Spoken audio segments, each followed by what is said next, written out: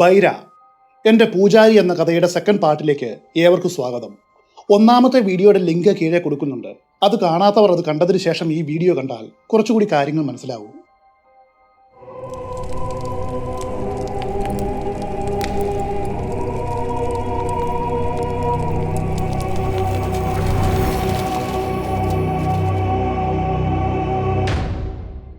ഈ സംഭവത്തിന് ശേഷം വർഷങ്ങൾ വീണ്ടും കടന്നുപോയി.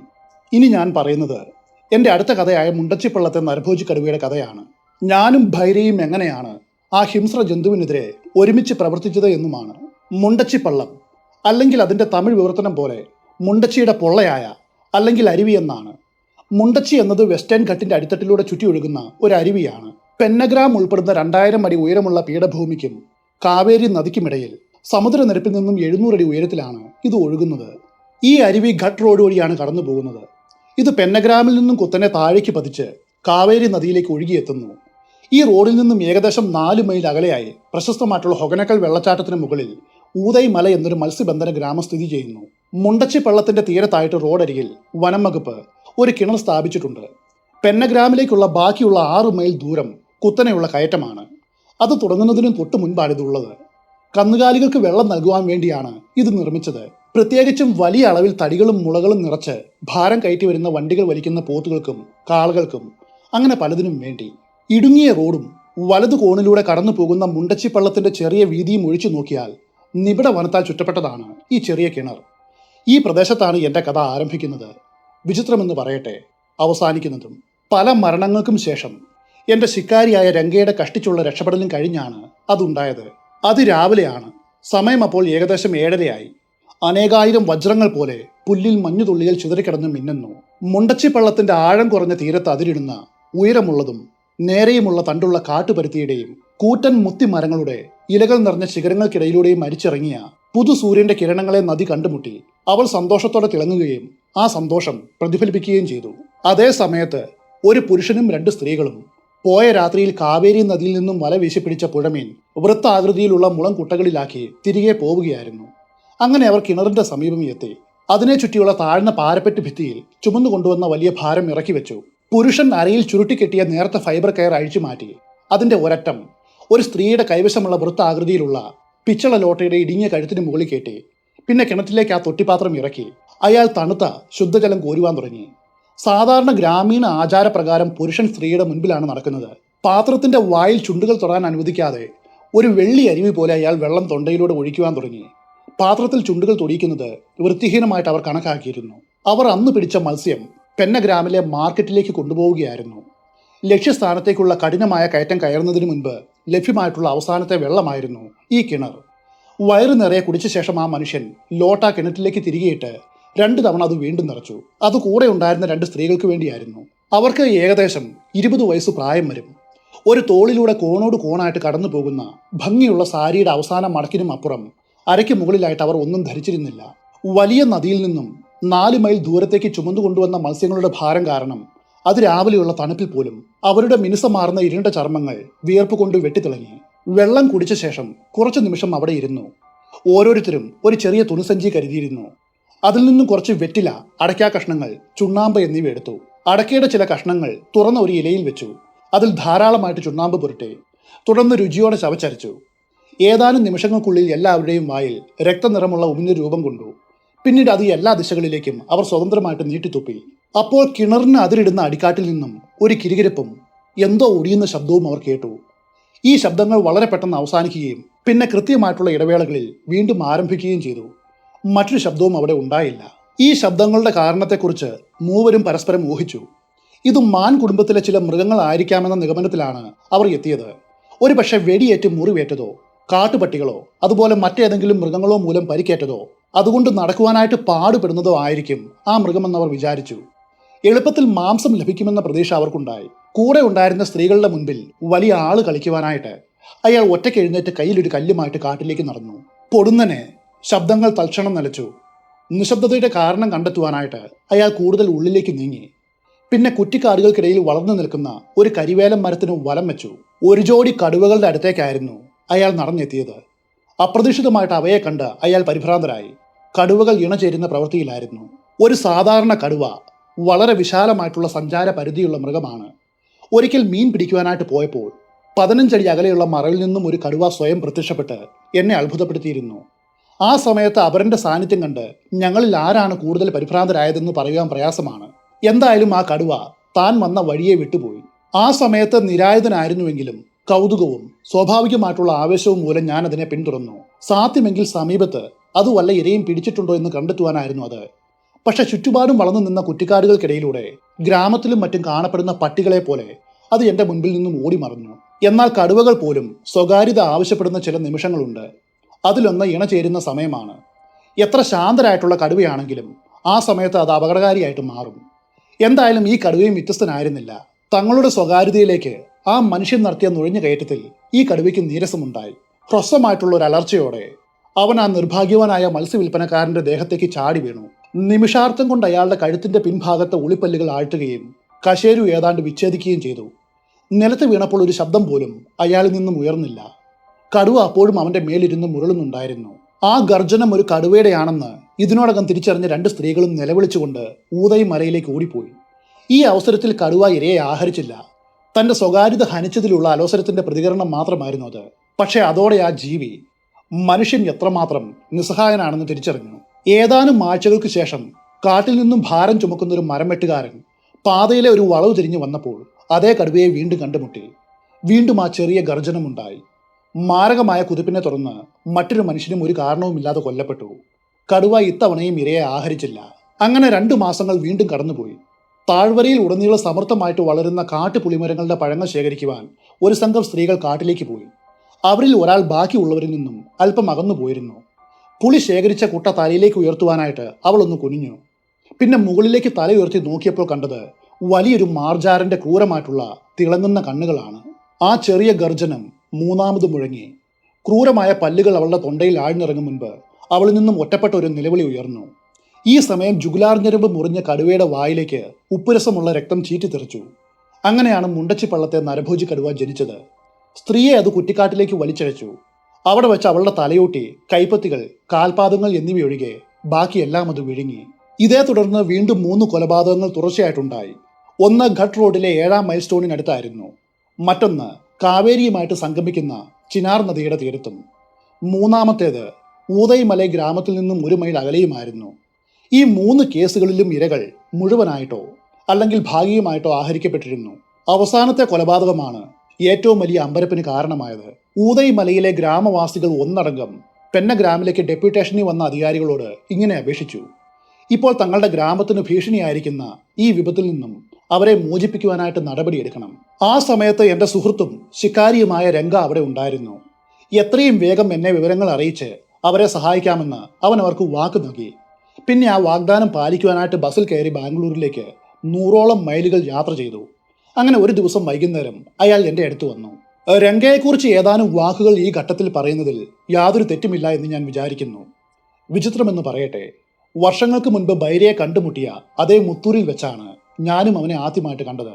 കാട്ടിൽ നിന്നും പെന്നഗ്രാമിലേക്ക് മുളകൾ വെട്ടിക്കൊണ്ടു പോകുന്ന കാളവണ്ടിക്കാരനായിരുന്നു രംഗ. ഒഴിവു സമയങ്ങളിൽ ബൈരയെ പോലെ വേട്ടയാടുവാനായിട്ട് അയാൾ വാടകയ്ക്ക് മാച്ച്ലോക്ക് റൈഫിൾ മേടിക്കും. ശാരീരികവും വ്യക്തിപരവുമായിട്ടുള്ള ഗുണവിശേഷങ്ങൾ എടുത്താൽ ബൈരയിൽ നിന്നും രംഗ വളരെ വ്യത്യസ്തനായിരുന്നു. ബൈരയുമായിട്ട് താരതമ്യപ്പെടുത്തുമ്പോൾ രംഗ കൂടുതൽ ശക്തനും അതുപോലെ സഹായ മനസ്കനുമാണ്. മാത്രവുമല്ല, എല്ലാ പ്രവർത്തനങ്ങളിലും ശുഭാപ്തി വിശ്വാസമുള്ളവനുമാണ്. തന്റെ ആദ്യ ഭാര്യയെ കൊലപ്പെടുത്തുവാൻ ശ്രമിച്ച കേസിൽ അവൻ 1 വർഷത്തോളം ജയിലിൽ കിടന്നിരുന്നു. ഒരു ദിവസം കുടുംബകലഹം മൂത്ത് അവൻ ഭാര്യയുടെ കഴുത്തിൽ കത്തിക്ക് കുത്തി. ഭാഗ്യത്തിന് അവർ മരിച്ചില്ല. ജയിലിൽ നിന്നും മടങ്ങിയെത്തിയ ഉടനെ മറ്റൊരു വിവാഹം കഴിച്ചു. ഞാൻ ആദ്യമായിട്ട് കണ്ടുമുട്ടിയ സമയത്ത് അവന് 3 കുട്ടികളുണ്ടായിരുന്നു. അതിലൊരു തൃപ്തിയാകാത്തതുകൊണ്ടാകാം അയാൾ പിന്നീട് ഒരു ഭാര്യയെ കൂടി സ്വീകരിച്ചു. ഇപ്പോൾ രംഗയ്ക്ക് ആകെ മൊത്തം 1 ഡസൻ കുട്ടികളുണ്ട്. കൂടാതെ അയാൾ ഒരു മുത്തച്ഛനുമായിരിക്കുന്നു. ബൈരയേക്കാളും മികച്ച സംഘാടനശേഷി ഉണ്ടായിരുന്നു രംഗയ്ക്ക്. അയാൾ വേണ്ട കാര്യങ്ങൾ വേണ്ടതുപോലെ ചെയ്യുവാനായിട്ട് ബഹുമിടുക്കനാണ്. താൻ കൊടുത്ത നിർദ്ദേശങ്ങൾ അതുപോലെ അനുസരിക്കാത്തതിൻ്റെ പേരിൽ മർക്കട മുഷ്ടിക്കാരനും കരുത്തിനുമായിട്ടുള്ളൊരു നാട്ടുകാരനെ അവൻ ക്രൂരമായിട്ട് മർദ്ദിച്ചതിനെക്കുറിച്ചും എനിക്കറിയാം. ഒറ്റബുദ്ധിക്കാരനാണെങ്കിലും അവൻ്റെ സൗഹൃദം മൂലം മറ്റൊരു ലാഭം കൂടിയുണ്ട്. കരിവേലം മരത്തിൻ്റെ തൊലിയും അതുപോലെ മറ്റു പല ചേരുവയും ചേർത്ത് രംഗ നല്ല ഒന്നാന്തരം ചാരായം ഉണ്ടാക്കുമായിരുന്നു. അനധികൃതമായിട്ട് വനത്തിൽ പ്രവേശിച്ചാണ് അവനിത് വാറ്റിയെടുക്കുന്നത്. വാറ്റ് ചാരായത്തിൻ്റെ കച്ചവടവും അവനുണ്ടായിരുന്നു. ഞാൻ അവൻ്റെ ഉൽപ്പന്നങ്ങളിൽ ചിലതിൻ്റെ സാമ്പിൾ നോക്കിയിട്ടുണ്ട്. എനിക്കറിയാവുന്ന മദ്യങ്ങളിൽ വെച്ച് ഏറ്റവും തീയാളുന്ന മദ്യമായിരുന്നു അത്. അവസാനമായിട്ട് ഒരു കാര്യം കൂടി പറയേണ്ടതുണ്ട്. രംഗ ബൈരയെ പോലെ അത്ര സത്യസന്ധനല്ല. ഒരു കാട്ടാളനെ പോലെ രൂപമുള്ള ബൈരയെ അയാൾ പലപ്പോഴും പുച്ഛിച്ചിരുന്നു. ഉള്ളിന്റെ ഉള്ളിൽ രംഗയ്ക്ക് ഈ ചെറിയ പൂജാരി ഗോത്രക്കാരനോട് എനിക്കുള്ള സ്നേഹം കണ്ട് വലിയ അസൂയയും ഉണ്ടായിരുന്നു. എങ്കിലും രംഗ ഒരു ധീരനാണ്. ഒരു അപകടത്തെ നേരിടുമ്പോൾ അവൻ ചങ്കുറപ്പുള്ളവനും വിശ്വസ്തനുമാണ്. മറ്റ് ഭൂരിഭാഗം തദ്ദേശീയരായിട്ടുള്ള ശിക്കാരികളെ പോലെ ഒരു കാട്ടുമൃഗത്തെയും അവന് ഭയമുണ്ടായിരുന്നില്ല. നിർഭാഗ്യവശാൽ എനിക്ക് വളരെ തിരക്കുള്ള സമയത്താണ് രംഗ വന്നെത്തിയത്. വരുന്ന 2 ആഴ്ചത്തേക്ക് സ്റ്റേഷനിൽ നിന്നും അവധിയെടുക്കുവാനായിട്ട് കഴിയില്ല. അതുകൊണ്ട് തുടർ സംഭവങ്ങൾ 2 ദിവസം കൂടുമ്പോൾ എന്നെ എഴുതി അറിയിക്കണമെന്ന നിർദ്ദേശത്തോടെ എന്റെ വിലാസമടങ്ങിയ നിരവധി പോസ്റ്റൽ കവറുകളും ഏൽപ്പിച്ച് ഞാൻ അവനെ പെന്നഗ്രാമിലേക്ക് മടക്കി അയച്ചു. രംഗ എന്നെ ആദ്യം വന്നു കണ്ട സമയത്ത് എനിക്കപ്പോൾ കൂടെ പോകുവാനായിട്ട് കഴിയാത്തത് കൊണ്ടായിരിക്കാം പിന്നീട് 2ഓളം നരവേട്ടകൾ നടക്കുവാനുള്ള കാരണമെന്ന് ഞാൻ വിചാരിക്കുന്നു. ഒടുവിൽ അവധിയെടുത്ത് ഞാൻ പുറപ്പെട്ടു. പെന്നഗ്രാമിൽ വെച്ച് രംഗയെ കണ്ടുമുട്ടി. അവനെ കാറിൽ കയറ്റി.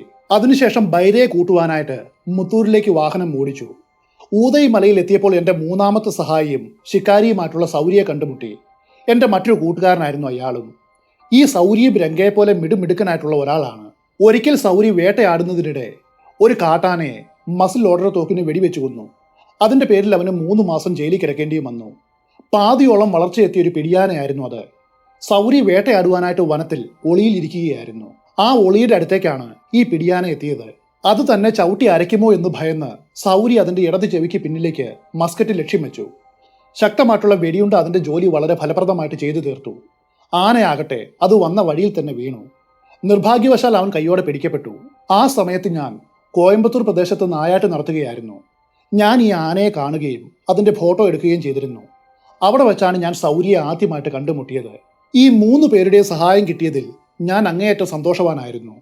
കാരണം അവർക്ക് അവരുടേതായിട്ടുള്ള പല മേഖലകളിലും കഴിവുണ്ട്. കൂടാതെ അവർ കാടിനെക്കുറിച്ച് വലിയ അനുഭവ സമ്പത്തുള്ളവരാണ്. അപ്പോൾ ബൈര എന്നോട് നരഭോജി കടുവ എവിടെയാണെന്ന് കണ്ടെത്തുവാൻ താൻ ഉടൻ തന്നെ സമീപത്തുള്ള വനത്തിലും കോയമ്പത്തൂർ മേഖലയിലും ഏകനായിട്ട് അന്വേഷിക്കാമെന്ന് പറഞ്ഞു. ബൈരയുടെ ആ ഉദ്യമം ആത്മഹത്യാപരമാണെന്ന് എനിക്കറിയാം. അതുകൊണ്ട് ഞാനത് കർശനമായിട്ട് വിലക്കി. അപ്പോൾ എൻ്റെ ടോൾബോർ ഗണ്ണുമായിട്ട് സൗരി ബൈരയെ അനുഗമിച്ചു കൊള്ളാമെന്ന് പറഞ്ഞു. അതോടൊപ്പം വളരെ ആശ്ചര്യകരമായിട്ട് അവിടെ എത്തിയ ഗവൺമെന്റ് ഫിഷറീസ് ഡിപ്പാർട്ട്മെന്റിലെ വാച്ചറായ ലൂക്കാസ് എന്ന ഒരാളും ബൈരയ്ക്കൊപ്പം പോകുവാൻ സന്നദ്ധനായി. അതുകൊണ്ട് മാത്രം ഞാനത് അനുവദിച്ചു. 3ഓളം ജീവനുള്ള ഇരകളെ സംഘടിപ്പിച്ച് നരഭോജി വരുവാനായിട്ട് സാധ്യതയുള്ള സ്ഥലങ്ങളിൽ കിട്ടുന്ന ജോലിയാണ് രംഗയ്ക്ക് നൽകിയത്. സാധാരണഗതിയിൽ ജീവനുള്ള മൃഗങ്ങളെ ഇരയായിട്ട് കിട്ടുവാനായിട്ട് ആ പ്രദേശത്ത് വളരെ ബുദ്ധിമുട്ടാണ്. എന്നാൽ സമർത്ഥനായിട്ടുള്ള രംഗ അത് നിസ്സാരമായിട്ട് പരിഹരിച്ചു. അയാൾ അതിനു വേണ്ടിയിട്ട് ഭീഷണിയോ അതുപോലെ മറ്റെന്തെങ്കിലും ഉപായമോ അതിനു വേണ്ടിയിട്ട് പ്രയോഗിച്ചിരിക്കാം. 3 ഇരകളിൽ ആദ്യത്തേതിനെ ചിനാർ നദി കാവേരിയുമായിട്ട് സംഗമിക്കുന്ന ഇടത്തു നിന്നും 1 മൈൽ മുകളിലായിട്ട് കെട്ടി. 2ാമത്തെ മൃഗത്തിനെ 3 മൈൽ അകലെ മുണ്ടച്ചിപ്പള്ളം ചിനാറിൽ വിലയിക്കുന്നിടത്തും 3ാമത്തേതിനെ 1ാമത്തെ നരവേട്ട നടന്ന കിണറ്റിൽ നിന്നും ഏതാനും വാരകൾക്കുള്ളിലും കെട്ടിയിട്ടു.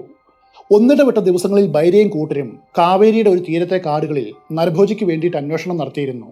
അതേ സമയത്ത് ഒരു പ്രാദേശിക ഗൈഡിനൊപ്പം ഞാൻ എതിർക്കരയിൽ കയറി അന്വേഷണം നടത്തി. എന്റെ നിർദ്ദേശപ്രകാരം രംഗ ഇരയായിട്ട് കെട്ടിയിട്ട മൃഗങ്ങൾക്ക് സമയാസമയം തീറ്റയും കുടിയും കൊടുക്കുന്ന ചുമതല ഏറ്റെടുത്തു. ഈ രീതിയിൽ ഞങ്ങൾ 4 ദിവസമാണ് ചെലവഴിച്ചത്. എന്നാൽ ഒന്നും തന്നെ സംഭവിച്ചില്ല. ഒരു കടുവയുടെ കാലടയാളങ്ങൾ പല സ്ഥലങ്ങളിലും ഞങ്ങൾ കണ്ടെത്തിയിരുന്നു. പക്ഷെ അവ പുതിയവ ആയിരുന്നില്ല. അത് നരഭോജിയുടെ ആണോ അതോ മറ്റേതെങ്കിലും മൃഗത്തിന്റെ ആണോ എന്ന് ആർക്കും തന്നെ കൃത്യമായിട്ട് പറയുവാനും കഴിയുമായിരുന്നില്ല. ഈ അവസരത്തിൽ നരഭോജി കടുവ ഇരയായിട്ട് കെട്ടിയിട്ട കന്നുകാലികളെ മാത്രം ആക്രമിക്കുവാൻ അവിടെയുള്ള ഗ്രാമവാസികളോട് വനങ്ങളിൽ പ്രവേശിക്കുന്നത് നിർത്തുവാൻ പറയുവാനോ അതുപോലെ അവരോട് പെന്നഗ്രാമിലേക്കുള്ള റോഡ് ഉപയോഗിക്കുന്നത് വിലക്കുവാനോ കഴിയില്ലായിരുന്നു. കാരണം കാവേരിയുടെ എതിർക്കരയിൽ കിടക്കുന്ന നിരവധി ഗ്രാമങ്ങളിലേക്കുള്ള ഒരു പ്രധാന പാതയാണിത്. അതുമൂലം ആ റോഡിൽ വലിയ തോതിൽ ഗതാഗതം ഉണ്ടായിരുന്നു. മാത്രവുമല്ല, ആ വനപ്രദേശത്ത്, പ്രത്യേകിച്ചും കോയമ്പത്തൂർ വനമേഖലയിൽ ഒരു കടുവയ്ക്ക് ആവശ്യമായ വേട്ടമൃഗങ്ങൾ സമർത്ഥമായിട്ടുണ്ടായിരുന്നു. അതുകൊണ്ട് തന്നെ ആ കടുവയ്ക്ക് ഞങ്ങളുടെ ഇരകളിലേക്ക് തിരിയേണ്ട യാതൊരു ആവശ്യവുമില്ലായിരുന്നു. ഇതിനിടയിൽ എല്ലാ വഴികളിലൂടെയും ഞാൻ ഇവിടെ എത്തിയിട്ടുണ്ടെന്ന വാർത്ത ചുറ്റുമുള്ള എല്ലാ ഗ്രാമങ്ങളിലും പ്രചരിപ്പിക്കുവാനായിട്ട് ഞാൻ ശ്രമിച്ചു. അതുമൂലം കാലതാമസമെടുത്താണെങ്കിലും ഏതെങ്കിലും പുതിയൊരു നരവേട്ട നടന്നാൽ അതേക്കുറിച്ചുള്ള വിവരം എനിക്ക് എത്തും. ബൈരയുടെ വിദഗ്ധ സഹായം ഉള്ളതുകൊണ്ട് നരഭോജിയെ അതിന്റെ വഴിയിലേക്കോ അല്ലെങ്കിൽ അതിന്റെ മാളത്തിലേക്കോ ഗന്ധം പിടിച്ച് ട്രാക്ക് ചെയ്യുവാൻ കഴിയുമെന്ന പ്രതീക്ഷയും എനിക്കുണ്ടായിരുന്നു. ഈ നരഭോജിയെ പിടികൂടുവാൻ മറ്റ് നിരവധി സന്നദ്ധ പ്രവർത്തകർ കൂടി ഉണ്ടായിരുന്നു. എങ്കിലും കാടിളക്കി മൃഗത്തെ പുറത്തു ചാടിക്കുവാനായിട്ട് ഞങ്ങൾ തയ്യാറായില്ല. കാരണം ഞങ്ങൾ ഇപ്പോൾ നേരിടുന്നത് വളരെ ക്രൂരനും തന്ത്രശാലിയുമായിട്ടുള്ളൊരു നരഭോജിയാണ്. ഒരു ഇരയെ കൂടി അവന്റെ പട്ടികയിൽ ചേർക്കുവാനായിട്ട് ആരും തയ്യാറല്ലായിരുന്നു. 5-ാമത്തെ ദിവസം അതിരാവിലെ, തലേ ദിവസം വൈകുന്നേരം ഏകദേശം 4 മൈൽ അകലെയുള്ള പനപ്പട്ടിയിലെ കാലിത്തൊഴുത്തിൽ വെച്ച് ഒരാൾ കൊല്ലപ്പെട്ടു എന്ന് എനിക്കൊരു വാർത്ത കിട്ടി. കാണാതായ തന്റെ നായയെ അന്വേഷിക്കുവാനായിട്ട് അവൻ 100 വാരയോളം ദൂരം തന്റെ കുടിലിൽ നിന്നും പുറത്തേക്ക് പോയതായിരുന്നു. പിന്നീട് അവനെക്കുറിച്ച് ആരും യാതൊന്നും കേട്ടില്ല. ഞങ്ങൾ വേഗം അവിടേക്ക് പുറപ്പെട്ടു. ആ മനുഷ്യൻ ആക്രമിക്കപ്പെട്ട സ്ഥലം കണ്ടുപിടിക്കുന്നതിൽ ബൈരയാണ് വിജയിച്ചത്. നരഭോജി കടുവയുടെ വലിയ കാലടയാളങ്ങൾ ചിനാർ നദിയുടെ മണൽത്തട്ടിൽ വ്യക്തമായിട്ടും കാണാമായിരുന്നു. അതിനും അപ്പുറത്തായിട്ട് വളഞ്ഞു നിൽക്കുന്ന മുളങ്കാടിന്റെ അതിരുകളിലേക്കും പിന്നെ ഇടവിട്ടുള്ള ഞാങ്ങണകൾക്കിടയിലൂടെയും അവൻ ഇരയെ വലിച്ചിഴച്ചിരുന്നു. അവിടെ വച്ചാണ് ഞങ്ങൾ ഏതാണ്ട് ഭാഗികമായിട്ട് ആഹരിച്ച നിലയിൽ ആ മനുഷ്യന്റെ അവശിഷ്ടങ്ങൾ കണ്ടെത്തിയത്. അയാളുടെ അവശിഷ്ടങ്ങളുടെ സമീപം ഏകദേശം 30 അടി ഉയരത്തിൽ വളർന്നു നിൽക്കുന്ന വലിയ മുളങ്കൂട്ടമല്ലാതെ മറ്റു മരങ്ങളൊന്നും ഉണ്ടായിരുന്നില്ല. ആ മുളങ്കൂട്ടത്തിന്റെ ഉള്ളിലെ 8-9 മുളകൾ വെട്ടിമാറ്റി അനുയോജ്യമായിട്ടുള്ള ഒരു ഒളിയിടം തയ്യാറാക്കുവാനായിട്ട് ഞാൻ ബൈരയോട് നിർദ്ദേശിച്ചു. മുളങ്കൂട്ടത്തിന്റെ ഉള്ളിലെ മുളകൾ തറനിരപ്പിൽ നിന്ന് 4 അടി മുകളിൽ വെച്ച് ആദ്യം മുറിക്കണം. കാഴ്ചയ്ക്ക് തടസ്സമായ മുന്നിലുള്ള മുളകൾ തറനിരപ്പിൽ വെച്ച് മുറിക്കണമെന്നും പ്രത്യേകം പറഞ്ഞു.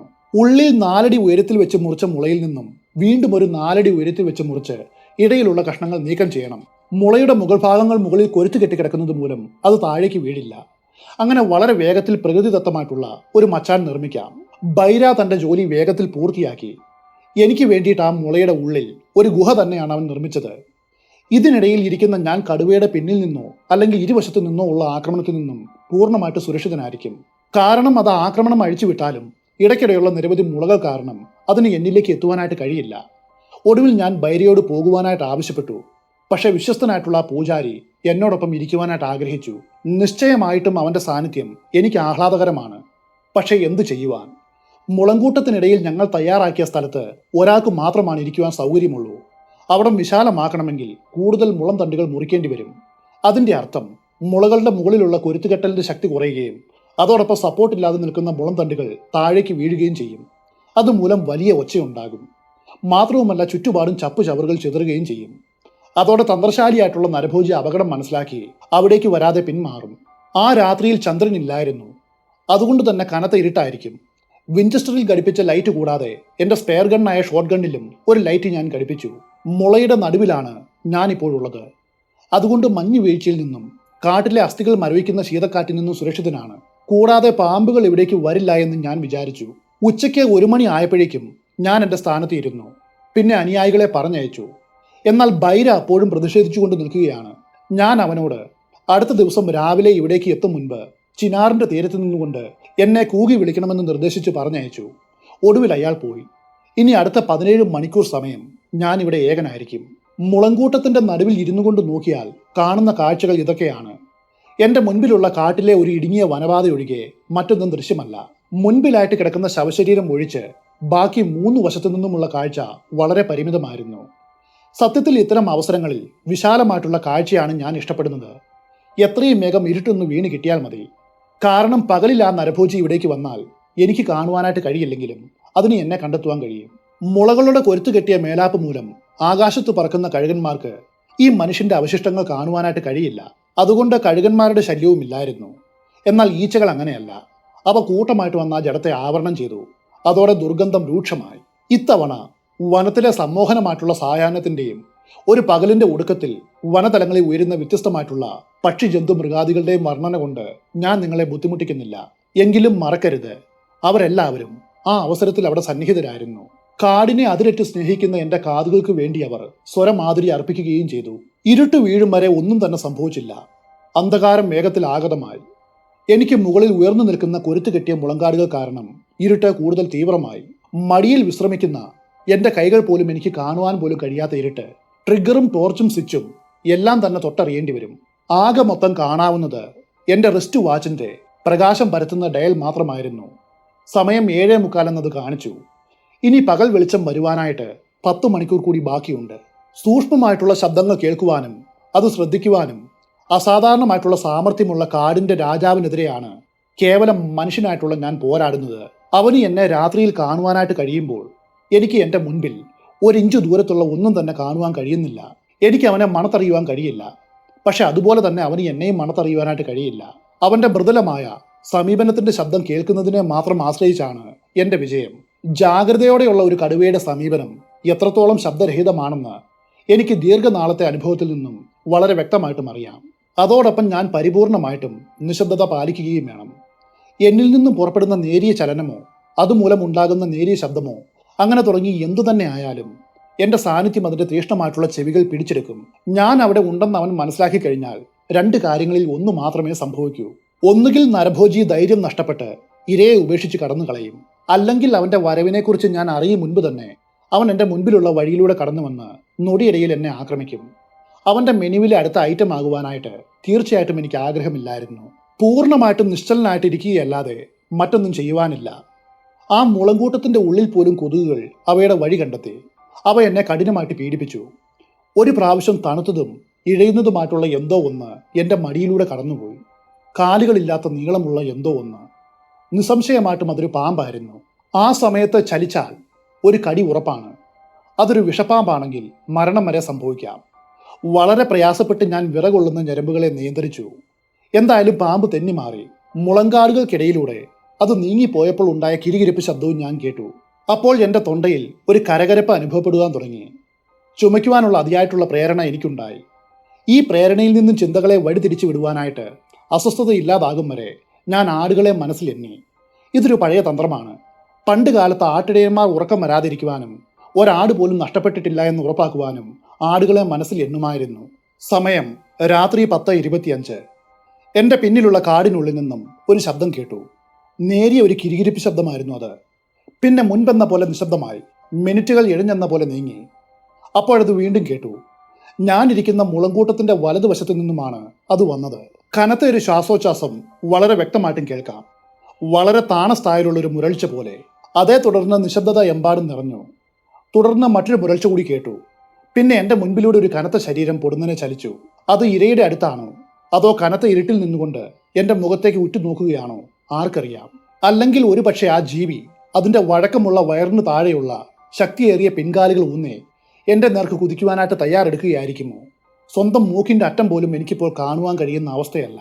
ഞാൻ ഇതിനോടകം പോയിന്റ് ബ്ലാങ്ക് റേഞ്ചിൽ വരുവാനിരിക്കുന്ന ആക്രമണത്തെ നേരിടുവാനായിട്ട് റൈഫിൾ കോക്ക് ചെയ്തു. ട്രിഗറിൽ വിരൽ വെച്ച് ബാരലിൻ്റെ അറ്റം പതുക്കെ ഉയർത്തി. കടുത്ത പരിഭ്രാന്തി മൂലം വിയർപ്പ് എൻ്റെ മുഖത്തേക്ക് ഒഴുകി. ശരീരം മുഴുവനും വൈകാരികമായിട്ടും വിറച്ചു. ഞാൻ ടോർച്ചിൻ്റെ സ്വിച്ച് അമർത്തി. കൊല്ലപ്പെട്ട മനുഷ്യന്റെ മുകളിൽ നിൽക്കുന്ന ഒരു വലിയ കഴുതപ്പുലിയുടെ മേലാണ് തിളങ്ങുന്ന വെളിച്ചം വീണത്. അവിടെ കിടക്കുന്നത് മരിച്ച ആളാണോ എന്ന് അറിയാൻ വേണ്ടി അത് മുരളുകയായിരുന്നു. നിമിഷങ്ങളോളം ടോർച്ച് വെളിച്ചത്തിലേക്ക് ഉറ്റുനോക്കി നിന്നിട്ട് അത് പോയി. ഞാൻ സുരക്ഷിതനാണെന്ന ചിന്തയും ആശ്വാസവും മൂലം ഉറക്കെ ഒന്ന് ചിരിക്കുവാൻ വരെ എനിക്കപ്പോൾ തോന്നി. എന്തായാലും ഇപ്പോൾ എൻ്റെ സ്ഥാനം താൽക്കാലികമായിട്ട് വെളിപ്പെട്ടിരിക്കുന്നു. നരഭോജി സമീപത്തെങ്ങും ഉണ്ടായിരിക്കില്ലെന്ന് എനിക്ക് പ്രതീക്ഷിക്കുവാൻ മാത്രമേ പറ്റൂ. ഞാൻ കൊണ്ടുവന്ന ഫ്ലാസ്കിൽ നിന്നും ഒരു കവിൾ നിറയെ ചൂടും ഉന്മേഷദായകവുമായിട്ടുള്ള ചായ കുടിക്കുവാൻ എനിക്കപ്പോൾ തോന്നി. ശേഷിക്കുന്ന രാത്രിക്ക് വേണ്ടി കോച്ച് വലിക്കുന്ന കൈകൾ വേഗത്തിലൊന്ന് ചലിപ്പിച്ചു. കുറച്ച് മിനിറ്റുകൾക്ക് മുൻപ് ഞാൻ അവസാനിച്ചു എന്ന് തോന്നിപ്പോയ മാനസിക പിരിമുറുക്കത്തിൽ നിന്നും വലിയ തോതിൽ ഉന്മേഷവും ആശ്വാസവും ലഭിച്ചു. സമയം 11:50 ദൂരെ നിന്നും ഒരു കടുവയുടെ മുരൾച്ച കേട്ടു. 5-10 മിനിറ്റ് ഇടവേളകൾ വിട്ട് അത് വീണ്ടും വീണ്ടും ആവർത്തിച്ചു. അവസാനത്തെ മുരൾച്ച കേട്ടത് 12:20 ഇവിടെ നിന്നും 1/4 മൈൽ അകലെയാണതെന്ന് ഞാൻ വിലയിരുത്തി. നിബിഡമായിട്ടുള്ള ഈ വനപ്രദേശത്ത് ശബ്ദം കൊണ്ട് കൃത്യമായിട്ടുള്ള ദൂരം അളക്കുവാനായിട്ട് വലിയ പ്രയാസമാണ്. പക്ഷേ ഞാൻ ഇത്ര നേരവും ഭയപ്പെട്ട നിശബ്ദതയെക്കാളും മുരൾച്ചയുടെ അകമ്പടിയോടെ എന്നെ സമീപിക്കുവാനായിട്ട് ആ കടുവ തീരുമാനിച്ചതോർത്ത് ഞാൻ ദൈവത്തിനും എൻ്റെ ഭാഗ്യ നക്ഷത്രങ്ങൾക്കും നന്ദി പറഞ്ഞു. പിന്നീട് യാതൊരു അടയാളവുമില്ലാതെ 1/4 മണിക്കൂർ കൂടി കടന്നുപോയി. ഇതിനിടയിൽ പതിവ് പോലെ കാറ്റ് മൂലം മുളം തണ്ടുകൾ നീങ്ങി ഞെരങ്ങുവാനും പരസ്പരം ഒരുമി ശബ്ദമുണ്ടാക്കുവാനും തുടങ്ങി. അതോടെ എൻ്റെ മനസ്സിൽ ഇന്നു വരെയും വരാത്ത വളരെ മോശമായിട്ടുള്ള ഒരു വിചാരം കടന്നു വന്നു. എൻ്റെ തലയ്ക്ക് മുകളിൽ നിൽക്കുന്ന ചൂട് വെട്ടിമാറ്റിയ മുളന്തണ്ടുകളിലൊന്ന് പൊടുന്നനെ താഴേക്ക് വഴുതി വീണാൽ എന്തു ചെയ്യും? ഒരു കളക്ടറുടെ പെട്ടിയിലെ അപൂർവമായിട്ടുള്ള വണ്ടുകളെ പോലെ മുളന്തണ്ടിന്റെ മുറിച്ച അറ്റം എന്നെ നിലത്ത് തറച്ചു വയ്ക്കും. ആ ചിന്ത പോലും അത്ര സുഖകരമായിരുന്നില്ല.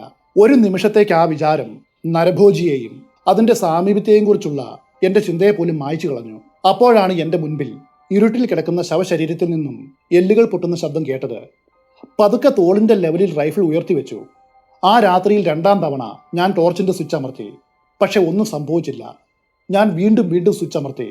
ഒന്നും സംഭവിച്ചില്ല. ബൾബ് ഫ്യൂസ് ആയതോ അല്ലെങ്കിൽ ഏതെങ്കിലും കണക്ഷൻ അയഞ്ഞതോ ആണെന്നുള്ളതിന് യാതൊരു സംശയവുമില്ലായിരുന്നു. കടുവ ആഹരിച്ചു പോകും വരെ നിശ്ചലമായിട്ട് ഇരിക്കുക എന്ന മാർഗമേ ഇപ്പോഴെൻ്റെ മുൻപിലുള്ളൂ. അല്ലെങ്കിൽ സ്മൂത്ത് ബോർ റൈഫിൾ എടുത്ത് വെടിവെക്കുവാനായിട്ട് ശ്രമിക്കുക. ഞാൻ വേഗം തോക്ക് മാറ്റി ഉപയോഗിക്കാൻ തീരുമാനിച്ചു. വിഞ്ചസ്റ്റർ മെല്ലെ താഴ്ത്തി. എന്നിട്ട് പോയിന്റ് ടോൾബോറിന് വേണ്ടിയിട്ട് ഇരുട്ടിൽ നിശബ്ദമായിട്ട് തപ്പി. ഒടുവിൽ അത് വലിച്ചെടുത്തു.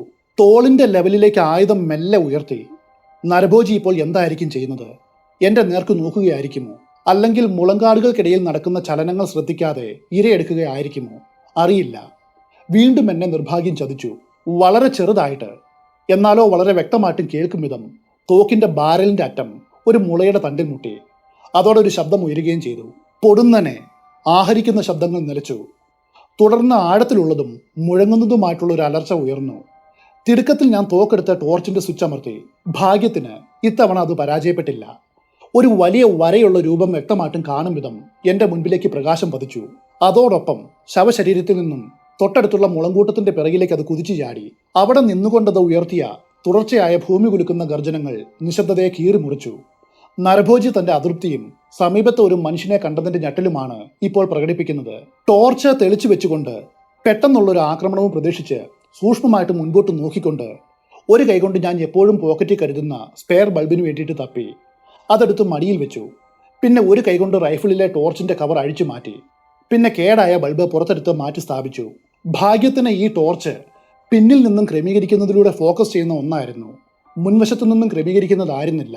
വിഞ്ചസ്റ്ററിലെ ടോർച്ച് ഇപ്പോൾ പ്രവർത്തനക്ഷമമാണ്. അതുകൊണ്ട് സ്മൂത്ത് ബോറിലേത് ഞാൻ കെടുത്തി. കുറച്ചു സമയം തോക്ക് എന്റെ കാൽമുട്ടിന് കുറുകെ വെച്ച് അനന്തര സംഭവ വികാസത്തിനായിട്ട് കാത്തിരുന്നു. കടുവ അപ്പോഴും അവിടെയുണ്ട്. എന്നാൽ ഇപ്പോഴത് എന്റെ പിൻഭാഗത്തേക്ക് നീങ്ങിയിരുന്നു. മുൻപിൽ നിന്നുമുള്ള ആക്രമണം മാത്രമേ ഭയക്കേണ്ടതുള്ളൂ. ബാക്കി 3 വശങ്ങളിൽ നിന്നും ഞാൻ സുരക്ഷിതനാണെന്ന് എനിക്കറിയാം. എങ്കിലും അപ്രതീക്ഷിതമായിട്ടുള്ള ആക്രമണത്തെ പ്രതിരോധിക്കുവാൻ എനിക്ക് തുടർച്ചയായിട്ട് ടോർച്ച് തെളിച്ചു വയ്ക്കേണ്ടി വരും. നേരം പുലരുവാനായിട്ട് അപ്പോഴും 5 മണിക്കൂറിലധികം വേണമായിരുന്നു. പകൽ വെളിച്ചം വരും വരെ നിർത്താതെ ടോർച്ച് തെളിച്ചു വെച്ചാൽ 2 ടോർച്ചിലെയും ബാറ്ററികളുടെ ചാർജ് തീരുമെന്നും ഉറപ്പാണ്. അതുകൊണ്ട് ഞാൻ ലൈറ്റ് ഓഫ് ചെയ്ത് എന്റെ കേൾവിയെ മാത്രം ആശ്രയിച്ചു. കുറെ സമയത്തെ നിശബ്ദതയ്ക്ക് ശേഷം കടുവയുടെ എഴുകുന്ന രൂപം എന്നെ സമീപിക്കുമെന്ന് പ്രതീക്ഷിച്ച് വേഗം ടോർച്ചിന്റെ സ്വിച്ച് ഓൺ ആക്കും. പക്ഷെ വിചാരിച്ചതല്ല അവിടെ നടന്നത്. അവൻ അകലം പാലിച്ചു നിന്നു. പുലർച്ചെ 2:30 വരെ ഇടയ്ക്കിടയ്ക്ക് കടുവ അലറുന്നത് കേൾക്കാമായിരുന്നു. പിന്നെ അവന്റെ മുരൾച്ചകൾ ദൂരേക്ക് പിൻവാങ്ങുന്നത് കേട്ടു. ആ നരഭോജിക്ക് വെറുപ്പ് പിടിച്ചിരുന്നു. അതിൽ യാതൊരു സംശയവുമില്ല. ഞാൻ അവന്റെ ആ വെറുപ്പിനെ സ്വാഗതം ചെയ്തു. കടുവ തിരിച്ചു വരുന്നതും പ്രതീക്ഷിച്ച് ആ രാത്രി മുഴുവനും സൂക്ഷ്മമായ നിരീക്ഷണം നടത്തി. കാരണം നരഭോജിയുടെ ശീലങ്ങൾ പലപ്പോഴും പ്രവചനാതീതമാണ്. എന്നാൽ പ്രഭാതത്തിലെ ആ തണുത്ത മണിക്കൂറുകൾ യാതൊരു സംഭവ വികാസവുമില്ലാതെ കടന്നുപോയി. അവസാനം വെള്ളിത്തൂവലുള്ള കാട്ടുകോഴിയുടെ ആഹ്ലാദകരമായിട്ടുള്ള കരച്ചിൽ ഉയർന്നു. മറ്റൊരു ദിവസത്തെ പ്രഭാതവും വെളിച്ചവും കാണുവാൻ കഴിഞ്ഞതിന് ദൈവത്തിനോട് ഞാൻ നന്ദി പറഞ്ഞു. പോയ രാത്രിയിലെ ഭീതിജനകമായിട്ടുള്ള മണിക്കൂറുകളിൽ ഇനി ഞാൻ അടുത്ത ദിവസം കാണില്ല എന്ന് ഒന്നിലധികം തവണ വിചാരിച്ചിരുന്നു. താമസിയാതെ ചിനാർ നദിയുടെ തടത്തിൽ നിന്നും എന്റെ അനുയായികളുടെ ഉച്ചത്തിലുള്ള വിളി ഒരു സംഗീതം പോലെ എന്റെ ചെവികളിൽ പതിച്ചു. തീരത്ത് വിശാലമായിട്ടുള്ള കാഴ്ചപരിധി ഉള്ളതുകൊണ്ട് ഞാൻ അവരോട് മുൻപോട്ട് വരുവാനായിട്ട് വിളിച്ചു പറഞ്ഞു. അവർ വന്നതും രാത്രിയിലെ ഇടുങ്ങിയ ആ സ്ഥാനത്തു നിന്നും ഞാൻ പുറത്തേക്ക് വന്നു. ഫ്ലാസ്കിൽ അവശേഷിച്ച ചായ കുടിച്ചു തീർത്തു. രാത്രിയിലുണ്ടായ കാര്യങ്ങൾ വിവരിക്കുന്നതിനിടയിൽ നീണ്ട ഓവർഡ്യൂ പൈപ്പിൽ നിന്നും പുകയെടുത്തു. 3 പേർക്കും എന്നെ വളരെ നന്നായിട്ട് അറിയാം. എങ്കിലും എന്നെ ജീവനോടെ കണ്ടതിൽ അവർ ആശ്ചര്യപ്പെട്ടുവെന്ന് വളരെ വ്യക്തമാണ്. കാരണം നിരാശനായ നരഭോജിയുടെ ഗർജനങ്ങൾ അവർ വളരെ വ്യക്തമായിട്ട് കേട്ടിരുന്നു. പനപ്പട്ടിയിലെ വിറയ്ക്കുന്ന ആട്ടിടയന്മാരോടൊപ്പം അവർ രാത്രിയിൽ കഴിഞ്ഞു കൂടുകയായിരുന്നു. ഇത്തവണ ബൈര എന്നോട് ചിനാറിൽ നിന്നും 4 മൈൽ അകലെയുള്ള മുത്തൂരിലേക്ക് പോയിട്ട് തന്റെ നായാട്ടുപട്ടിയെ കൊണ്ടുവരാമെന്നും നരഭോജി പോയ വഴി കണ്ടെത്തുവാനായിട്ട് അത് സഹായിക്കുമെന്നും അവൻ പറഞ്ഞു. കുഷ്കുഷ് കരിയ എന്ന അസാധാരണമായ പേര് വിളിച്ചാൽ ഉത്തരം നൽകുന്ന വെള്ളയും തവിട്ടും നിറത്തിലുള്ള ഒരു നാട്ടുപട്ടിയായിരുന്നു അത്. എനിക്ക് ഒരിക്കലും മനസ്സിലാകാത്ത ഈ വിചിത്രമായിട്ടുള്ള പേര് ബൈരയ്ക്ക് എങ്ങനെ കിട്ടിയോ എന്തോ. നായയെ ബൈര വിളിക്കുന്നത് ഒരു പ്രത്യേക രീതിയിലായിരുന്നു. ആദ്യത്തെ 2 വാക്കുകൾ സാധാരണ പോലെയും എന്നാൽ 3-ാമത്തെ വാക്ക് ഉച്ചരിക്കുന്നത് ഒരു പാതിരാക്കൊക്കിന്റെ ഉച്ചസ്ഥായിലുള്ള വിളി പോലെയുമാണ്. എനിക്കൊരിക്കലും ഇത് അനുകരിക്കുവാനായിട്ട് കഴിഞ്ഞിരുന്നില്ല. അതുകൊണ്ട് ഞാൻ അതിനെ കുഷ്കുഷ് എന്ന് മാത്രം വിളിച്ചു. നായയ്ക്കും അതിൽ യാതൊരു പരിഭവമില്ലായിരുന്നു. ഒരു മടിയും കൂടാതെ അതനുസരിക്കും. മുത്തൂരിലേക്ക് പോകുമ്പോൾ സൗരിയെ കൂടെ കൂട്ടണമെന്ന് ബൈരയോട് നിർദ്ദേശിച്ചു. എന്നിട്ട് ഞാൻ രംഗയോടൊപ്പം ഊദൈ മലയിലേക്ക് മടങ്ങി. ചൂടുള്ള പ്രഭാത ഭക്ഷണവും കഴിച്ച് കാവേരി നദിയിലെ വിശാലമായിട്ടുള്ള കുളിക്കും ശേഷം നീണ്ട ഒരു ഉറക്കവും പാസാക്കി. ബൈരയും സൗരിയും പിന്നെ കുഷ്കുഷ് കരിയായും തിരിച്ചു വന്നപ്പോഴാണ് എഴുന്നേറ്റത്. അപ്പോൾ സമയം 2 മണിയായിരുന്നു. എന്നെ തിരിച്ചറിഞ്ഞ നാട്ടുപട്ടി ആഹ്ലാദത്തോടെ വാലാട്ടി. എന്റെ തോളിൽ തണുത്ത മൂക്ക ഉരുമി. തിടുക്കപ്പെട്ട ഒരു ഉച്ചഭക്ഷണവും ധാരാളം ചൂട് ചായയും മൂഞ്ചിയതിനു ശേഷം പോയ രാത്രിയിൽ ഞാനിരുന്ന സ്ഥലത്തേക്ക് മരിച്ചയാളുടെ ബന്ധുക്കളെയും കൂട്ടി ഞങ്ങൾ നീങ്ങി. അവർ അവന്റെ അവശിഷ്ടങ്ങൾ കൊണ്ടുപോയിട്ട് മറവ് ചെയ്യുവാനായിട്ട് ആഗ്രഹിച്ചിരുന്നു. എന്നാൽ അപകടം നിറഞ്ഞ അവിടേക്ക് തനിച്ചു പോകുവാനായിട്ട് അവർക്ക് ഭയമായിരുന്നു. അപ്പോഴേക്കും മൃതദേഹത്തിൽ നിന്നും അതിശക്തമായിട്ടുള്ള ദുർഗന്ധം വമിച്ചു തുടങ്ങിയിരുന്നു. അതുകൊണ്ട് അവർ ജഡം ചിനാർ നദി വരെ എത്തിച്ച് അതിന്റെ തീരത്ത് സംസ്കരിക്കുവാനായിട്ട് തീരുമാനിച്ചു. അവർ പോയതിനു ശേഷം കുഷ്കുഷ്കരിയ കടുവ പോയ പാത കണ്ടെത്തുവാനായിട്ട് ഒരു ശ്രമം നടത്തി. പക്ഷെ 100 വാര പോലും മുൻപോട്ട് പോകുന്നതിൽ നായ വിജയിച്ചില്ല. ഒരു പക്ഷേ അന്തരീക്ഷത്തിൽ ഇപ്പോഴും വ്യാപിച്ചു കിടക്കുന്ന അതിശക്തമായിട്ടുള്ള ദുർഗന്ധം മൂലമായിരിക്കാം അവനതിന് കഴിയാതെ പോയത്. രാത്രിയാകുന്നതിന് തൊട്ടു മുൻപ് ഞങ്ങൾ നിരാശരായിട്ട് ക്യാമ്പിലേക്ക് മടങ്ങി. അടുത്ത ദിവസവും ഒന്നും സംഭവിച്ചില്ല. പക്ഷെ അതിന്റെ പിറ്റേന്ന് രാവിലെ വലിയൊരു സംഭവമുണ്ടായി. രംഗ അന്ന് കൊല്ലപ്പെടേണ്ടതായിരുന്നു. എല്ലാ ദിവസവും ഞാൻ ഇതിനോടകം പറഞ്ഞതുപോലെ കടുവയെ കണ്ടെത്താമെന്ന പ്രതീക്ഷയിൽ ബൈരയും സൗരിയും ഞാനും എതിർദിശകളിലേക്ക് സഞ്ചരിച്ച് കാടാകെ അരിച്ചു പെറുക്കും. ആ സമയത്ത് ഞങ്ങൾ കെട്ടിയിട്ട 3 ഇരകൾക്ക് തീറ്റയും വെള്ളവും നൽകേണ്ടത് രംഗയുടെ ചുമതലയായിരുന്നു. അതുവരെയും അവയിൽ ഒന്നുപോലും കൊല്ലപ്പെട്ടിരുന്നില്ല. പതിവ് പോലെ അന്ന് പുലർച്ചെയും രംഗ മറ്റൊരു ഗ്രാമവാസിയുമായിട്ട് മുണ്ടച്ചി പള്ളത്തെ കിണറിന്റെ അടുത്തായിട്ട് കെട്ടിയിട്ട ഇരയുടെ അടുക്കിലേക്ക് പോയി. പ്രതീക്ഷിച്ചതുപോലെ കടുവ അതിനെ പിടിച്ചിരുന്നില്ല. കൂടെയുള്ളയാൾ കൊണ്ടുവന്ന വൈക്കോല് കുറച്ചു കൊടുത്ത ശേഷം രംഗ മൃഗത്തിന് വെള്ളം കോരിക്കൊടുത്തു. അതിനുശേഷം ചിനാർ നദി സംഗമിക്കുന്ന സ്ഥലത്ത് കെട്ടിയ രണ്ടാമത്തെ ഇരയെ നോക്കുവാനായിട്ട് 2 പേരും കൂടി മുണ്ടച്ചി പള്ളത്തിന്റെ താഴേക്ക് നടന്നു. ഗ്രാമീണൻ മുൻപിലും രംഗ പിന്നിലുമായിട്ട് പോവുകയായിരുന്നു. അവർ റോഡിൽ നിന്നും 1 മൈൽ അകലെ എത്തിയപ്പോൾ വരണ്ട അരുവിയുടെ നടുവിലായിട്ട് ഒരു കാഴ്ച കണ്ടു. അതെ, അവരിൽ നിന്നും കേവലം 50 വാര അകലെയായിട്ട് ആ കടുവ നിൽക്കുന്നുണ്ടായിരുന്നു. ഗ്രാമവാസി തന്റെ വൈക്കോൽക്കെട്ട് ഉപേക്ഷിച്ച് അടുത്തുള്ള ഒരേ ഒരു മരത്തിലേക്ക് അതിവേഗത്തിൽ വലിഞ്ഞു കയറി. സുരക്ഷിതമായിട്ടുള്ള ഉയരത്തിൽ എത്തുവാനായിട്ട് അയാൾക്ക് കുറച്ച് നിമിഷങ്ങൾ വേണ്ടി വന്നു.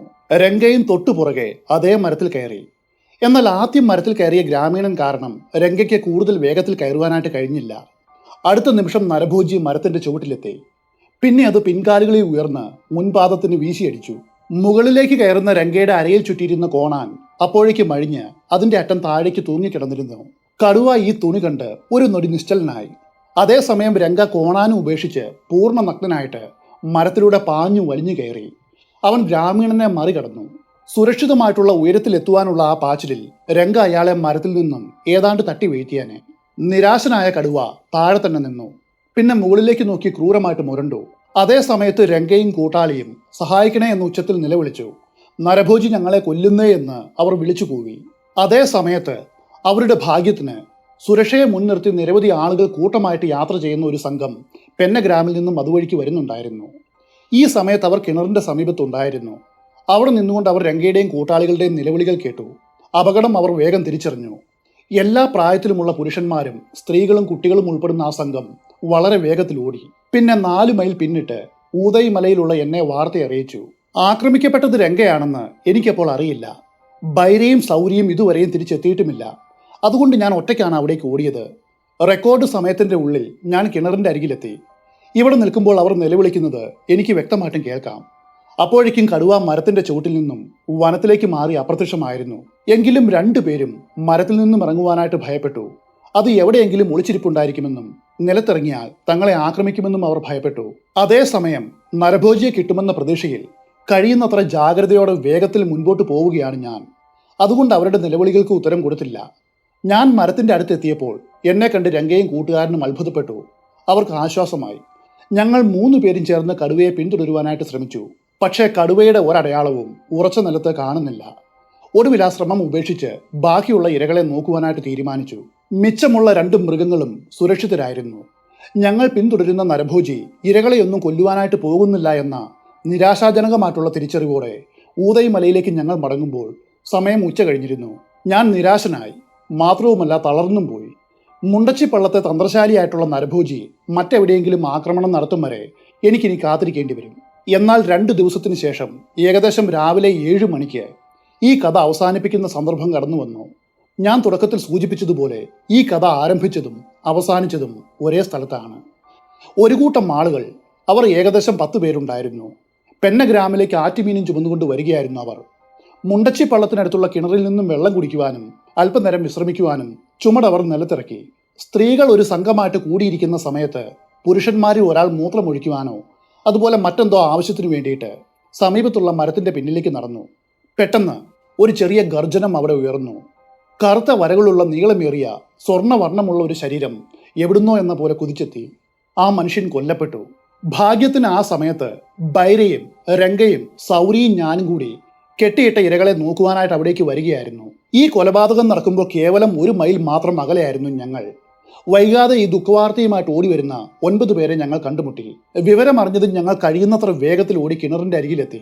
അവിടെ വെച്ച് ഞാൻ രംഗയോടും സൗരിയോടും അടുത്തുള്ള മരങ്ങളിൽ കയറുവാനും എന്നിട്ട് പരിസരം നിരീക്ഷിക്കുവാനും പറഞ്ഞു. എന്നിട്ട് ഞാനും ബൈരയും മുൻപോട്ട് കുതിച്ചു. പ്രകൃതിയുടെ വിളിക്ക് ഉത്തരം നൽകുവാൻ പോയ നിർഭാഗ്യവാനായിട്ടുള്ള മനുഷ്യൻ തെരഞ്ഞെടുത്ത മരത്തിന് പിന്നിൽ കടുവയുടെ താടിയെല്ലുകളിൽ നിന്നും ഒഴുകിയ അവന്റെ രക്തവും അതോടൊപ്പം രക്തപാതയും ഞങ്ങൾ കണ്ടെത്തി. ബൈര ട്രാക്ക് ചെയ്യുന്നു. റൈഫിളുമായിട്ട് ഞാൻ എല്ലാ കുറ്റിക്കാടുകളും സൂക്ഷ്മമായിട്ട് നിരീക്ഷിക്കുന്നു. അങ്ങനെ ഒരു 100 വാരയോളം മുൻപോട്ട് പോയപ്പോൾ നരഭോജി എല്ലുകൾ കടിച്ചു പൊട്ടിക്കുന്ന ശബ്ദം കേട്ടു. ഞങ്ങൾക്ക് മുൻപിൽ ഇടതു ദിശയിൽ നിന്നുമാണ് ആ ശബ്ദം വരുന്നത്. ബൈരയുടെ മുതുകിൽ കൈ വെച്ചുകൊണ്ട് അവിടെ തന്നെ ഇരിക്കുവാനായിട്ട് ഞാൻ ആംഗ്യം കാണിച്ചു. എന്നിട്ട് ജാഗ്രതയോടെ മുൻപോട്ട് നീങ്ങി. ഇത്തരം സാഹചര്യങ്ങളിൽ മറ്റൊരാളെ കൂടി സംരക്ഷിക്കേണ്ടി വരിക എന്നത് ഒരു അധിക ബാധ്യതയാണ്. കാട് ഒരു കാറ്റ് പോലും വീശാതെ നിശ്ചലമായിരുന്നു. നരഭോജി എല്ലുകൾ കടിച്ചു പൊട്ടിക്കുന്നതിൻ്റെയും മാംസം ചവയ്ക്കുന്നതിൻ്റെയും ശബ്ദം ഇപ്പോൾ കൂടുതൽ വ്യക്തമായിട്ടും കേൾക്കുവാൻ കഴിഞ്ഞു. വളരെ ശ്രദ്ധയോടെയും നിശബ്ദമായിട്ടും അവിടേക്ക് നീങ്ങി. ഇടയ്ക്കിടയ്ക്ക് താഴേക്ക് നോക്കി. ഓരോ കാലടി വെച്ചതും അത്രയ്ക്ക് സൂക്ഷ്മതയോടെയാണ്. ഒരു ഇലയിലും ഉരസാതെ, ഒരു ചുള്ളിക്കമ്പ് പോലും ചവിട്ടി പൊട്ടിക്കാതെ, ഇളകിക്കിടക്കുന്ന കല്ലുകൾ പോലും തട്ടിമറിക്കാതെയുള്ള സൂക്ഷ്മമായിട്ടുള്ള പ്രയാണം. ആ രീതിയിൽ വെറും 15 വാരം മുൻപോട്ട് പോകുവാനായിട്ട് എനിക്ക് വലിയ സമയം വേണ്ടി വന്നു. ഏതു നിമിഷവും നിലത്ത് പതിഞ്ഞിരുന്ന് ആഹരിക്കുന്ന നരഭോജി എൻ്റെ കാഴ്ചയെ വരാം. അങ്ങനെ കുറച്ചടികൾ കൂടി മുൻപോട്ട് പോയതും കടുവ എനിക്ക് അഭിമുഖമായിട്ട് എഴുന്നേറ്റ് നിന്നു. രക്തമിറ്റുന്ന ഒരു മനുഷ്യന്റെ കൈ തോളിൽ നിന്നും വേർപെടുത്തിയത് അവൻ വായ്ക്കു കുറുകെ കടിച്ചു പിടിച്ചിരുന്നു. ക്രൂരമായ അതിന്റെ കണ്ണുകൾ അമ്പരപ്പോടെ എന്നെ തുറച്ചു നോക്കി. ആ മുഖത്തു നിന്നും ഒരു മുരൾച്ച ഉയർന്നു. ഭീമാകാരമായിട്ടുള്ള ആ മുഖം വക്രിച്ചു. ഛിന്നഭിന്നമായിട്ടുള്ള ആ മനുഷ്യന്റെ അവശിഷ്ടങ്ങൾ ഈ രംഗത്തെ കൂടുതൽ ഭീകരമാക്കി. സോഫ്റ്റ് നോസ്ഡ് വിഞ്ചസ്റ്റർ കോർഡറ്റിന്റെ 300 ഗ്രൈനുകൾ, സ്ക്വയർ ഇഞ്ചിൽ 35 ടണ്ണിന് മുകളിൽ ആഘാതമേൽപ്പിക്കുന്ന ശക്തമായിട്ടുള്ള ബുള്ളറ്റ് ഒരു മിസൈല് പോലെ വളരെ കൃത്യമായിട്ട് നരഭോജിയുടെ കൂറ്റൻ കഴുത്തിന്റെ അടിയിലേക്ക് തറഞ്ഞു കയറി. ആ മനുഷ്യന്റെ കൈ ഒരു ബ്ഡും ശബ്ദത്തോടെ പുല്ലിലേക്ക് വീണു. മുരൾച്ചയുടെ അകമ്പടിയോടെ നരഭോജി മുൻപോട്ട് കുതിച്ചു. പഴയതെങ്കിലും വിശ്വസിക്കുവാനായിട്ട് കൊള്ളാവുന്ന റൈഫിളിന്റെ അണ്ടർ ലിവർ വേഗത്തിൽ ഞാൻ പ്രവർത്തിപ്പിച്ചു. രണ്ടാമത്തെ വെടിയുണ്ട അതിന്റെ ദുഷ്ടഹൃദയത്തിൽ ആഴ്ന്നിറങ്ങി. ഇനി ഒരിക്കലും അവൻ ആരെയും ആക്രമിക്കില്ല. മുണ്ടച്ചി പള്ളത്തെ നരഭോജി മാസങ്ങൾക്ക് മുൻപ് തന്റെ നരനായാട്ടിന് തുടക്കം കുറിച്ച അതേ സ്ഥലത്ത് തന്നെ ചത്തുവീണു. ഒരു പോറല് പോലും പറ്റിയിട്ടില്ലാത്ത ഒരു വലിയ ആൺകടുവയായിരുന്നു അത്. അന്ന് മറ്റൊരു അതിശയം കൂടി ഉണ്ടായി. എന്റെ കാര്യമോർത്ത് ഉത്കണ്ഠപ്പെട്ട എന്റെ ഭാര്യ അന്നേ ദിവസം ഉച്ച കഴിഞ്ഞ് ബാംഗ്ലൂരിൽ നിന്നും അവളുടെ കാറിൽ എന്നെ വന്ന് കണ്ടു. ഞാൻ അത്ഭുതപ്പെട്ടു പോയി. നമുക്ക് ഒരു വീടും കുടുംബവും ഉള്ള കാര്യം എപ്പോഴെങ്കിലും ഓർക്കാറുണ്ടോ എന്ന് അവൾ എന്നോട് ചോദിച്ചു. സമയമുണ്ടെങ്കിൽ കുടുംബത്തിലേക്ക് മടങ്ങുന്നതിനെക്കുറിച്ച് ചിന്തിക്കുവാനും ആവശ്യപ്പെട്ടു. ഞങ്ങൾ ബൈരയെ പെന്നഗ്രാം വഴി മുത്തൂരിനടുത്തുള്ള അവന്റെ പാർപ്പിടത്തിലേക്ക് തിരിച്ചു കൊണ്ടുപോയി. അവിടെ എത്തിയപ്പോൾ അവന്റെ 5ാമത്തെ സന്തതി ഭൂമിയിലേക്ക് വരുന്ന സന്തോഷകരമായിട്ടുള്ള സമയമായിരുന്നു. ചിനാർ നദിയുടെ മണലിൽ ഊഞ്ഞാൽ ആകൃതിയിലുള്ളതും ഏകദേശം അതേ അളവിലുള്ളതുമായ ഒരു ആഴം കുറഞ്ഞ കുഴി ഉണ്ടാക്കിയിരുന്നു. ആ കുഴിയാകട്ടെ മൃദുവായിട്ടുള്ള പച്ചിലകൾ കൊണ്ട് നിറച്ചിരുന്നു. ഈ താൽക്കാലികമായിട്ടുള്ള ഊഞ്ഞാലിൽ ബൈരയുടെ ഭാര്യ പ്രസവിക്കുവാനായിട്ടിരിക്കുന്നു. പ്രസവ വേദന തുടങ്ങിയപ്പോൾ അവൾ കിടന്നു. ബൈരയാണ് മിഡ്വൈഫ് ആയത്. മരുന്നുകളോ എർഗോട്ടോ, അതായത് മെഡിസിനായിട്ട് ഉപയോഗിക്കുന്ന ഒരുതരം കൂണ്, ചൂടുവെള്ളമോ പഞ്ഞിയോ അങ്ങനെ തുടങ്ങി യാതൊന്നും അവിടെ ഇല്ലായിരുന്നു. ഇളം പച്ച ഇലകൾ മാത്രമുണ്ട്. ഒരു തീക്കല്ലിന്റെ മൂർച്ചയുള്ള അറ്റം കൊണ്ട് പുക്കിൾക്കൊടി മുറിച്ചു. ഒരു സാധാരണ വിറകിൽ നിന്നുമുള്ള ചാരമെടുത്ത് പുക്കിൾക്കൊടിയുടെ രക്തം പുരണ്ട അറ്റത്ത് പുരട്ടി. പ്രസവിച്ച് 2 മണിക്കൂറുകൾക്ക് ശേഷം അമ്മ കുഞ്ഞിനെയും കൊണ്ട് എഴുന്നേറ്റ് അവർ താമസിക്കുന്ന ആനൈബിത ഹള്ളയുടെ തീരത്തെ കുഴിയിലേക്ക് പോകും.